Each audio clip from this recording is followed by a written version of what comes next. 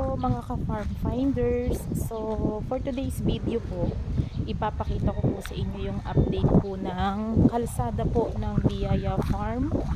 Location niya po is Banabalejos, Indang, Cavite. So sa mga nakabili po sa amin sa Biyaya Farm, yung dati pong creek na dinadaanan namin kapag nagpa-farm visit po ang mga clients ay ganito na po ngayon. Ayan. So kung mapapansin nyo po, meron na po siyang tulay at madali na pong makakaakyat doon sa property.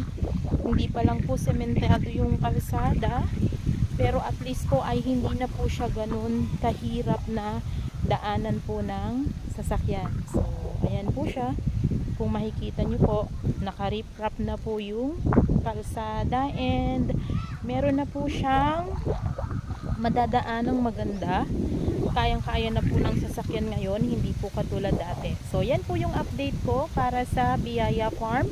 Sa lahat po ng nagtiwala sa amin na bumili sa Biyaya Farm, eto na po yung update ko po sa inyo. So madali na po magagawa yung kalsada and at the same time po yung drainage system po doon sa Biyaya. So maraming salamat po sa inyo. Thank you!